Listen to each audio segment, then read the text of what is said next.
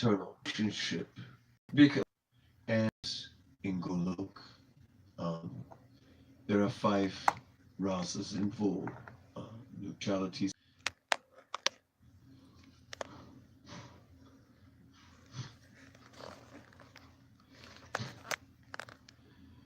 Uh, how the love of Srimati Radharani is increasing, and how the love of each devotee is increasing, how each devotee is discovering more and more about Krishna, and thus natural and certain naturally. In this way, the spiritual world is described, and this ocean of transcendental love is very dense. We don't know anything like that in this world. See you, yes, yes, yes. Thank you, thank you. So many things we say, but how deep are these hearts? Are these exchanges? Uh, because here we're in the realm outside of this painting. This is the spiritual realm. Then the material realm, where everything is diminished, and where basically everything is diminished. This is the realm of the shadow reflection.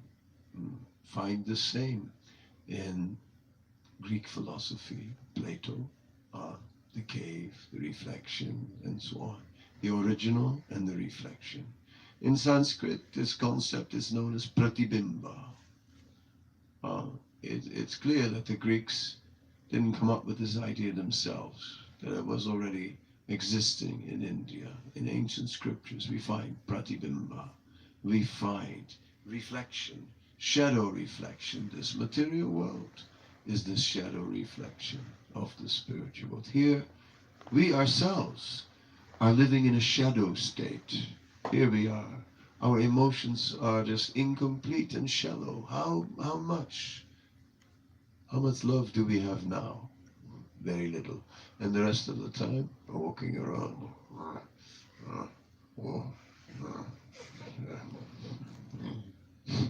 Prabhupada used to say, like cats and dogs, that was his favorite.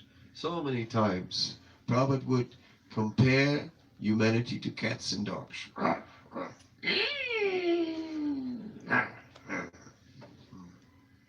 You can just visualize it, cats and dogs. What he meant, the mentality, small-minded, ksudratma, small-minded, not mahatma, not great-minded personalities, but very narrow-minded, very petty.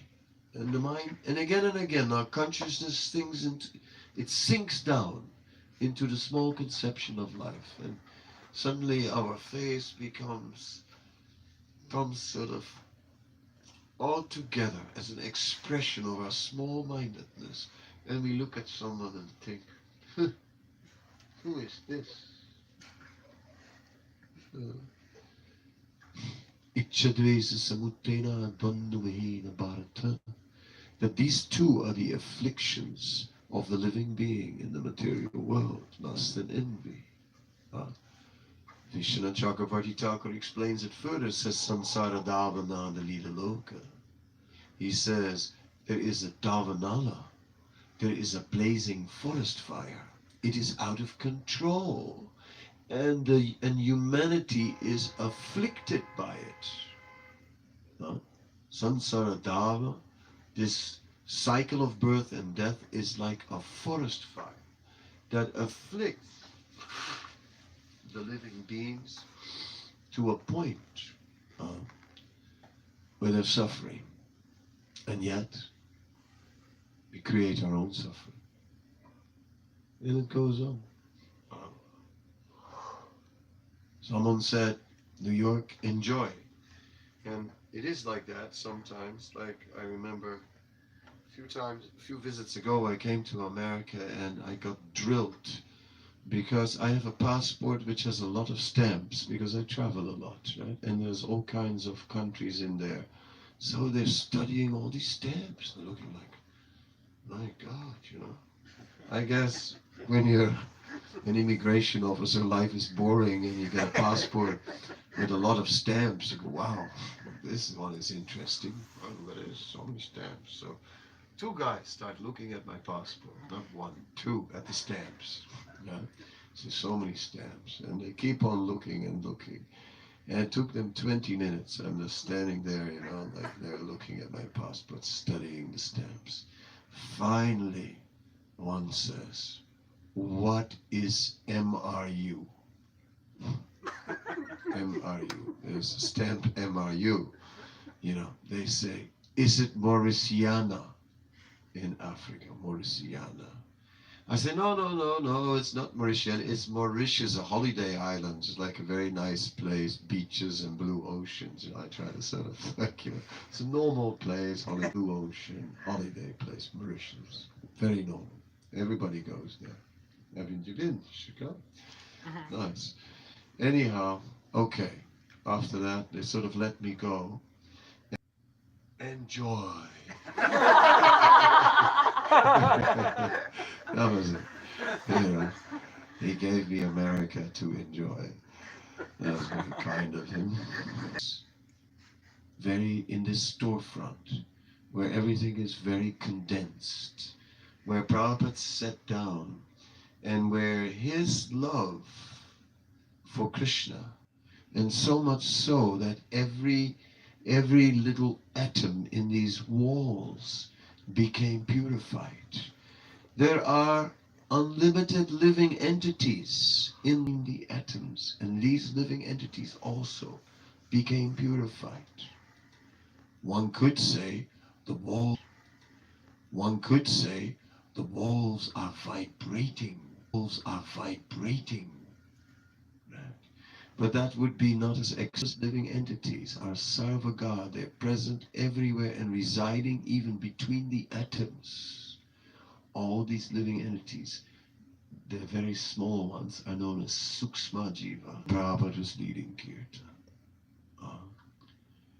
And the entire place changed. The walls changed. And anybody stepping in here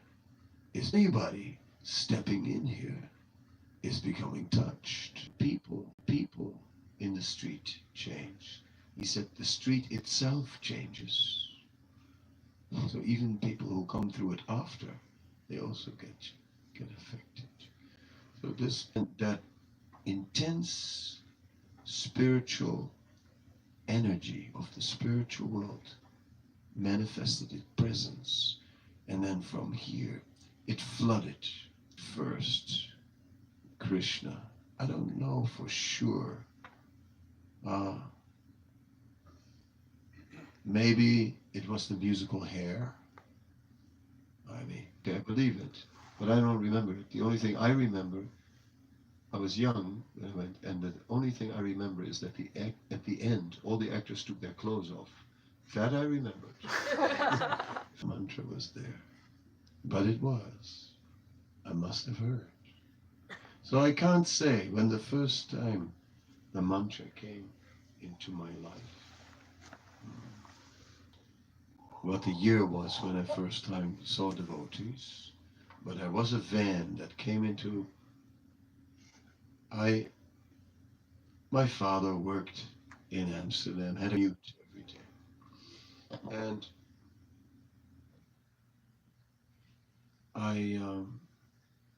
one day in that town, this grey van comes and the back door flies open.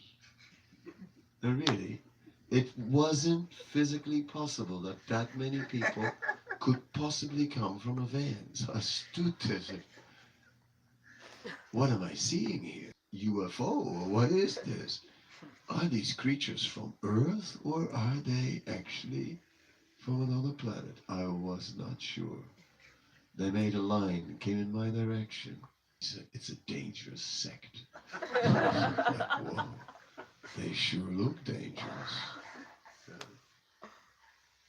3 months later, I saw them on television, and they proclaimed me. I decided to stay clear from them. Watch out for these people. Right.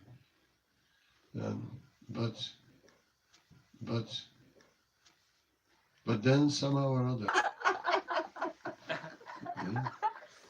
Then I would be walking at night with this dog, and this dog, it wouldn't come, and this dog, it wouldn't come, So I'm calling very loud, and much louder than this. Now I'm thinking of the neighbors, but at the time I was serious and younger also, so I was serious and younger also, so I was very fired up, very loud. So I'm sure that's what happened. And in this way, I didn't know. I didn't know what hit me. I had no idea what hit me. I didn't know it came from this storefront. I don't also know how it. I had no idea how it all happened. Um, I didn't know that Prabhupada stayed here, started here. That Prabhupada then one day went to San Francisco to Haight-Ashbury, uh, and that he continued there. I didn't know that he sent devotees to London, right, from there. I had no idea. Uh, uh, I didn't know that these devotees who came for London, they couldn't go to England. Because to go into England, you had to show money at the border, because so many hippies were going. So they went to Amsterdam. And they stayed there. Then one went across, and they would wire money across. They would take money with them, show they had only enough money for one person, and then they wire it back, and then the next one would come, and they wire it back, and that's how they made it to England, via Amsterdam. I didn't notice anything. I never saw them. They were there, I was there, but missed them. I didn't know where it all came from, what was happening. But it was flooding out of this place, flooding everywhere out of this place. I didn't know where it came from. Suddenly it was there, and suddenly it was in my life. I never asked for it. I mean, oh yes, I had some spiritual interest, absolutely, but not for something like this. I like philosophy. I used to philosophize with my friends, and my favorite spot would be in an armchair next to a fire with a glass of, brandy, like sort of in the winter. Deep philosophy, deep, yeah, very deep. That was, well, I really think that, well, yeah, it makes sense what you say, but I don't completely agree. Well, nice. Yes. But I'd been in India. So was it in India?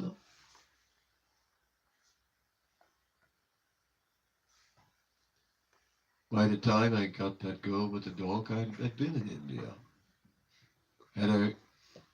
Had I seen Krishna in India? I must have. At the time. I think so.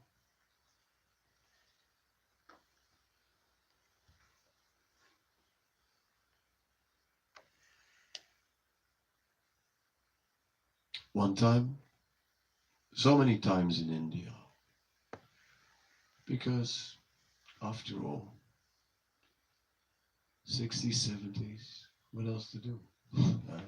I mean, the depth, the philosophy was coming from India at the time. That's where everyone was looking. So, and in 1970, not so many. It was just beginning. It was a wave. It was beginning. But there were people going, and Amsterdam was an important place. Because basically, if you wanted to go to India, you had to go overland. You could not fly. That was like,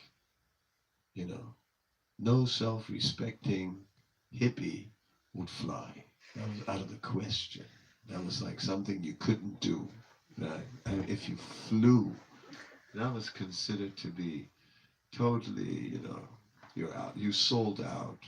You sold out to the establishment. Yeah. You have just sold out to the establishment.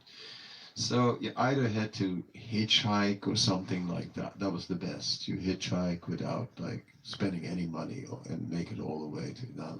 Now you're talking. This is the real thing. Sleep outside without money. And we would just go into the orchards on the way, and in Greece, tomatoes and grapes. You know, and then in Turkey, as you go further towards the east, it got drier and drier, and less fruit, to tell you. But oh well, it started good, and but then it tandoori bread, yeah, these ovens where you stick the bread on the inside, big flat things. Yeah. Anyway, somehow or other, sometimes on over the mountains, hanging on the back of a truck, right? Looking like that was better than LSD. It was LSD. It was. It was totally psychedelic. There was tension between India and Pakistan leading up to a war, but the war didn't happen yet. But the tension was quite bad. So when I came to the border, then what was there was out. And then I came to India, and there was a nice lane with palm trees. There was an officer sitting under a tree with a big mustache, big, and a turban. India. So I said, well, I heard that India is a country of deep spiritual philosophy, Benares. So I said, yes, yes, yes, yes, of course I will go, because you don't argue with a man in a uniform if you have half a brain. Only an idiot argues. Uh, he said, yes, you will go, because I will buy you the ticket. So that was very nice. He said, meet me at 6 o'clock at the station. At first, I was just observing. I was just observing whatever was going on. I sat on, first of all, I found a cheap place to stay on the roof of some big speaker.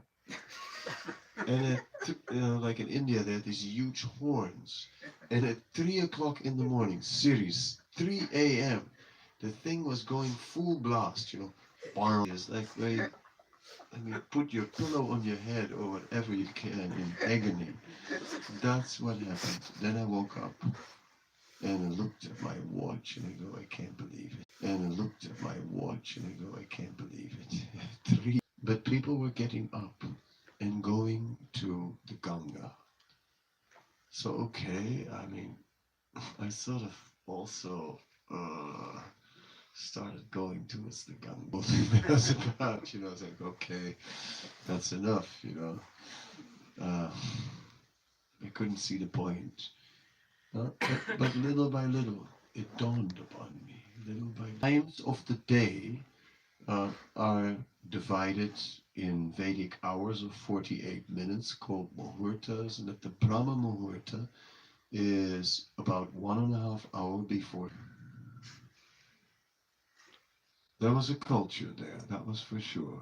I mean, I had thought that spirituality was something a little bit more abstract, because at 3 a.m. in the morning, I'd never thought of it like that, uh, and many other things. So it was certainly, so it was certainly a learning curve. But here is a very strong culture. Um, I liked it.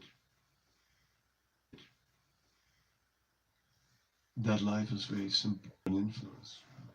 And there were many people who would, sadhus or other people who were not rich, who would just cook on the street. And I liked so I also started it. I liked it. It's like, this is so simple, like, it's like,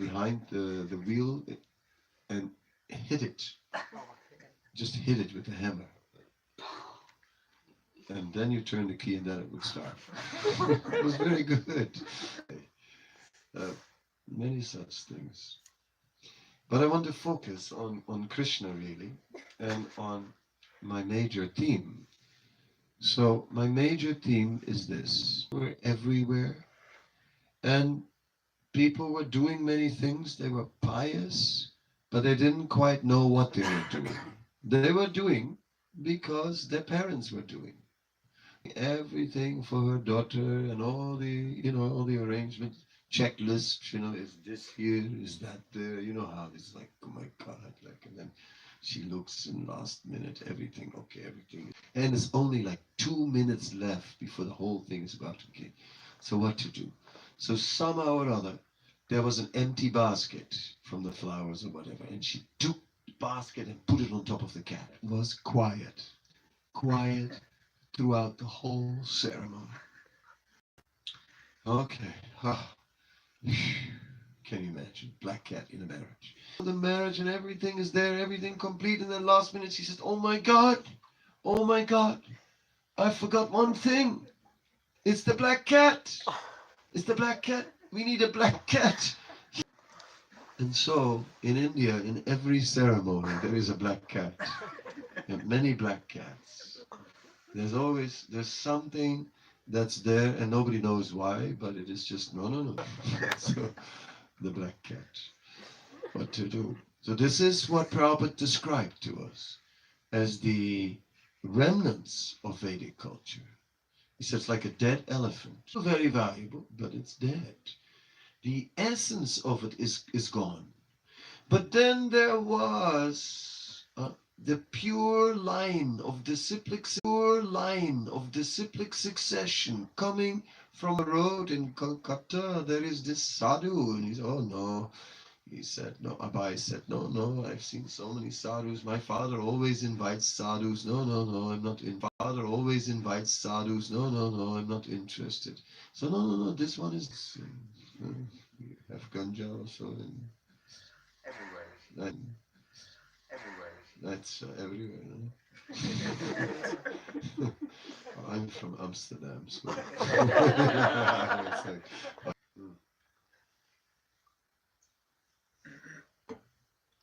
anyway, but then his friend convinced him, and Prabhupada met his spiritual master, who immediately, in English, in the English language, which means for the English-speaking world. And Prabhupada came to do that here, and brought that very constant name Hinduism. And it had so many black cats and so many other things in it, right? By then, nobody knew. Yes. And it's still like that today. Haritam Phalam, the essence, pure love of God. He brought that. And with that pure love of God, from here, he began to flood in preparations, each one of them delicious. Apartment upstairs. And he would cook and come down and serve it out, and everyone was just like, anybody, gulab jamuns? You know gulab jamuns? Brown balls soaked in sugar syrup, dripping, sweet, spongy. I don't know why this tradition didn't continue. Yeah. He's referred to it as Istanbul. Yeah, but conquered. But he conquered by doing everything with so much love. The love was not just the spiritual world, but that love also came back down to here, to the human relationships and human dealings. And Prabhupada conquered everyone just by his, as a social worker. So one day he has to work overtime. He would come every day for his lunch hour here, but one day his boss insists that he works in the lunch hour. So he's thinking, who can I call? And there were these people in the storefront, and he couldn't think of one who was responsible or together enough to save him a plate of prasada. Couldn't think of one. Other, a plate of prasada. So Swamiji said, yes, yes, yes, no problem, no problem. He saved it. Then, okay, Satsu, Steve, was his name. He comes and prasada, and yes, yes, yes. And then he brought it, and then he put it in front of him on the floor. So he looks at it on the floor. Then Steve felt so bad. He felt so bad. He said, like, how can I think like this when he offers this to me with so much love and I am here? He saved it for me. And he bowed down, offered his obeisances. So he conquered. His love was not just an abstract love, somewhere up there in a realm that conquered. So his love was transcendental and it was human at the same time, because human beings are transcendental, and even this world is actually not separated from the spirit, was just cutting right through from the pure spiritual platform and conquering one person from one to the next, conquering people by his personal dealings. Brahmananda was one of them. Anything, whatever Swamiji wants, that's it. He's Prabhupada's secretary. And he went full danda, everything. I went to Pakistan, but not in this dress. I changed my dress in Pakistan, but he went into, we're gonna kill you. He's sitting in a park, danda everything, full outfit. Will cut your throat, kill you. It's like not so. Eventually, Prabhupada called him back, but he would do anything that Prabhupada desired. Prabhupada had touched him so deeply. I was there. Brahmananda was the first leader. He was the president here of this. He was the temple president of this temple. He was bigger than everybody else. Did you stay here at that time? Mm. Or you didn't hear before? I was a kid. Oh, In 1966, I was 13 years old. I was just trying to get out of the control of my parents. I just bought my first guitar and I would play open. I didn't know how to play anything, but I'd just play like this and call out, freedom! That's all I was doing at the time. So I needed a bit more time, but to grow up. But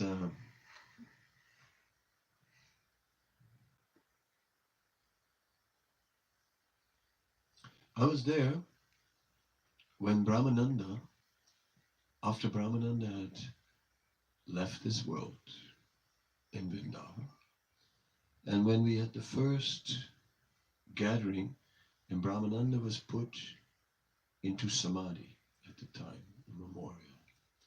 And there was an amazing gathering, because the people that came, they all had done something, they all had done a lot for Prabhupada. Guru Kripa came. He had collected all the money for the temple in Vrindavan in the times when ISKCON was not famous. That was tough. He did it. He was like that. It was tough, and it takes tough people to do it, and that's Guru Kripa. He is tough. He was there, glorifying Brahmananda as a Prabhupada man. There were other devotees here from 1966 who were here, glorifying Brahmananda as a Prabhupada man. In the Jumna Maharaj was there, glorifying Brahmananda as a Prabhupada man. And somehow or other I was also there. And I remembered one story about Brahmananda. Um, and that story was this. Brahmananda was always talking about Prabhupada. He couldn't talk about Prabhupada. He couldn't talk about anything else. Prabhupada was everything. He didn't talk about Krishna. He didn't talk about the Vedas. He just talked about Prabhupada. He didn't talk philosophy. He just spoke about Prabhupada. Prabhupada was the perfection of philosophy. And to him, Brahmananda was philosophical. Oh yes, he was. He was an educated person. But like he had said once to Prabhupada, uh, he said that his philosophy professor was had really not understand the essence of life, because Brahmananda had written a paper, and in the paper he had explained how people have a deep inherent spiritual, a deep inherent inclination towards spirituality, and the professor had given him, had rejected that paper and said, no, people are not driven by a hankering for spirituality. People are simply driven by sex desire, by sex, by drive for sex. And Brahmana said, just see this foolish professor. And Brahmana said, your professor was right. And in this way, so one time Brahmananda was in Vrindavan, and Brahmananda is one person from South America with a bit of a Spanish English, was saying, oh,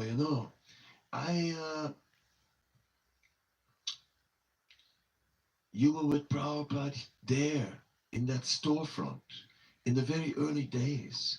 It was just so close, so intimate, and like a family. Did you feel that there was a change later when when there was a big movement and you got like more distant from Prabhupada? Did you feel there was a change? Brahmananda said, look, when you're a child, your father is your father, and when you grow up, your father is still your father. There's no change. No change. Just the same. Just the same. So then this devotee said, oh, I can see that for you, Prabhupada is just God, And I think it's just, he meant to say just like God, but because English is not his first language, he said just God. And then Brahmananda said, oh no, he is not God. Oh no, once I made that mistake. No, he's not God. Prabhupada is as good as God. He is not God. He is as good as God. He said, but these days, I think he's better than God. Because he came to the Lower East Side and saved me. And then his voice chokes up and he gets all emotional and he couldn't speak anymore. That was Brahmananda. Yeah, so, and there were so many others who were all touched by Prabhupada and conquered by Prabhupada, who just basically took over their life, everything about them, because he was the personification of pure devotion, of pure love. He showed that, and then he explained it philosophically and brought it down and explained how the material world works and how here we are living in the shadow world and how here we have our shadow feelings and shadow dealings and that we have become shadows of people and that we are just here acting out these roles according to our desires, and we're playing this, wearing attributes and this and that, simply cutting a profile to satisfy some desires, like actors on a stage in some drama. And whether it is Nasdravya or whether it is, Français, I speak of French. Actually, I studied it for many years in school, and it is very culturel. Yes. And whether you are French and cultural or just a pumpkin from Holland, it doesn't really matter because these are all just we're just actors on stage. But we are actors that have been in the play and we forgot it's a play. We forgot we take it serious. We think it's real. But it's a play. So and we we think it's real. It's a play. And Prabhupada just pierced through the walls of illusion and the thick fog and somehow or other cleared it up. You see Prabhupada in Matchless Gifts, see some early in this place. The storefront was already called Matchless Gifts. See Prabhupada, see the videos, see some of the interviews, and you see like, yeah, they're talking about Krishna and this and that, and they're talking about LSD, and they're talking about this, and it's like, it's the 60s, you know, everyone is like somewhere up there, floating in the clouds, you know. It wasn't easy. It wasn't easy. But he conquered with love, and with deep knowledge, deep philosophy. And then the people that he conquered, they came and they conquered others. And it went on. In my case, not only the dog, but you know, from here old piano. And I had it in the back of the room. And during the kirtans, someone would play the strings sometimes. So there was one piano player who strings sometimes. So there was one piano player who really. And one day I'm jamming with him. I was a guitar player, and he's playing, and he still would do it. He would have these pianos with the flap open. He would go inside. Flap open. He would go inside and start. He says, "Let's do some ragas." I said, "Yeah, sure." I'd been to India, you know, do some ragas. So we do some ragas, and you know, like. Then he goes like, "Hey," you know, like. Then he goes like, "Hey, you know, Hare Krishna." You know, and I'm chanting Hare Krishna, and okay, it was some sort of musical thing, and I had no idea that it came from Prabhupada. Somehow or other, it all comes in so many ways. The love of Prabhupada was carried. Little bits of it were carried by others. And little bit,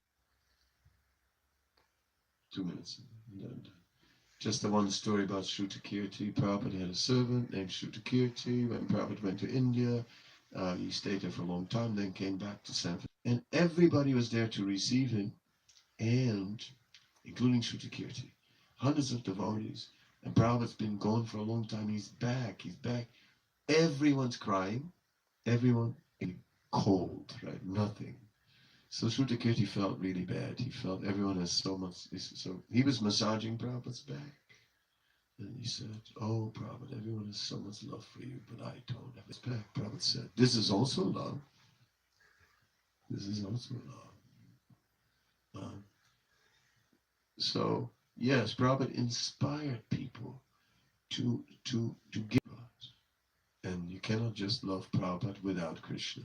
Yeah, because Prabhupada is the first one to say, "No, it's not for me. I'm just a representative. It's Krishna." No?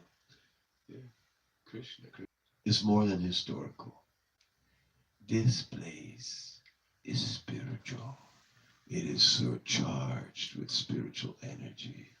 It is really dense. It's still shaking in the walls, in the floors, in the ceiling. Everywhere. The neighborhood has been changed. Prabhupada walked here. Tompkins Square Park around the corner. It's just it's a holy place in the universe. Anybody who walks on the Bowery is transformed. in Tompkins Square Park. I'm telling story. Square Park and the tree and the whole thing, Prabhupada tree, the sign is there. So I think, okay, uh, I guess I'm gonna hug the tree. You know, although I'm not so much a tree hugger, I'm from a Protestant country. We don't hug trees, you know. But I thought, nah, this time I'm gonna do it. In Vrindavan, I usually don't hug trees. You have these professional tree huggers go from one tree to another. That's not me, you know. But this time, I was gonna do it. So, okay, went up to the tree, hugging the tree, and I thought, okay, now I should pray something appropriately. So I thought, okay, from here it spread all over the world, so let me pray for the power to preach. Praying for the power to preach. Okay, I'm done. I'm turning around. There's a boy standing under the tree. And the boy says, what do I have to do to become a monk like you? I tell you folks, that tree is a desire tree. And if you don't believe my words, how you mark them today, you know, you go to that tree and you go and pray. And you go and pray for something good, because I tell you that tree is a desire tree. Okay? In case you don't know, that tree is a desire tree. You go there, you go pray. But pray for something good, because that's a desire tree. And your desires will be fulfilled. Because now I don't know if the tree came from the spiritual world as a desire tree and was waiting for Prabhupada, or if Prabhupada made it into a desire tree. That I'm not sure about. But I tell you, that tree is a desire tree. And this place is a transcendental place. And this whole area has become auspicious. And so, it is a special evening, undoubtedly. To be here tonight, in this place, is not ordinary. It is amazing. The full potency, the full, unadulterated, unmixed potency Prabhupada brought to this place. And from here, it reached everywhere. Came to Russia. And that story you know. And if you don't know, I'll tell you tomorrow in the book distribution talk. So if you come to Brooklyn tomorrow, then I'll tell you. At what time is that again? 12. 12. If you come at 12 tomorrow, I'll tell you part 2. And I'll tell you what happened with Russia. Because somehow or other, I saw that happening. I just happened to be in a place where I saw what was going on. And if you want to know more about it, then you gotta come tomorrow at 12 o'clock for that event. And then we'll all have a little talk, and then we'll go for a little walk. And then after the walk, well, Little dance. yeah, then, you know, we'll have a little fun also. We sing a little bit, couple of books, and then there's at the end, prasadam and all these things. So that will be good. 12 it is, at Brooklyn. Okay. If you have any appointments at that time, just cancel them.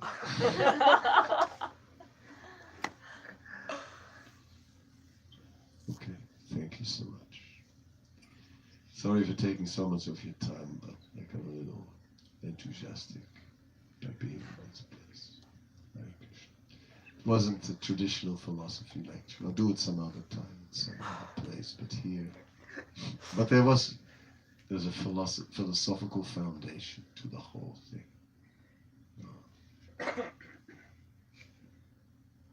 Thank you very much. May I ask a non-traditional question? A non-traditional question. Okay, Non-traditional for such classes. go for it. So could you reveal some secret how one can actually can you see this transcendental realm, transcendental vision, seeing spiritual part, A secret, how can we see this transcendental basically ecstasy, you know, between the atoms? between that. I'm saying actually. I'm saying how one actually can come to this very point that one can perceive everything from spiritual point. Yeah, well, get closer to Prabhupada and to those who are close to Prabhupada. Chaitanya Charitamrita describes when Lord Chaitanya was there, then there were different circles. The devotees made different circles around him to protect him from the crowd. Different rings of devotees. So there's also different circles around Prabhupada. So the outer circle are people who appreciate Prabhupada and follow something, but don't follow everything that Prabhupada liked. They also have their own life. But they are favorable. They like, that's the outer circle. They like Prabhupada. They do something. They may chant a bit. They may do this. They may do that. Then there is the middle circle. And they're following more. They're chanting 16 rounds. But they also pursue material desires. And then there's the inner circle. And they just are dedicated to fulfilling Prabhupada's desires. And whatever Prabhupada said is very important to them. So I was in Vrindavan. I joined in Vrindavan. I grew up in my spiritual life in Vrindavan. And Vrindavan is the place where the whole movement comes. Anybody who is connected to Krishna sooner or later comes to Vrindavan. So all these leaders of our movement, they came there. And I all got close, and I got close to them. And I saw that like they had something special. And it was all because they were really trying to understand what is Prabhupada's desire and how do we fulfill it. And that's the inner circle around Prabhupada. And somehow or other, that's the secret, to be in that inner circle. And anybody can be.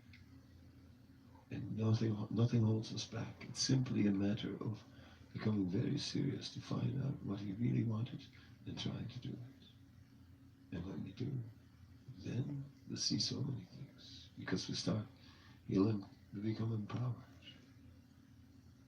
That's the secret. The rest happens tomorrow. What can I say? My part of the party is over. I'm sorry. But people have to catch trains, things. Tomorrow is another day.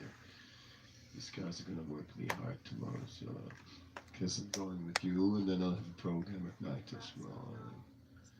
So, therefore, I think I should sort of slowly escape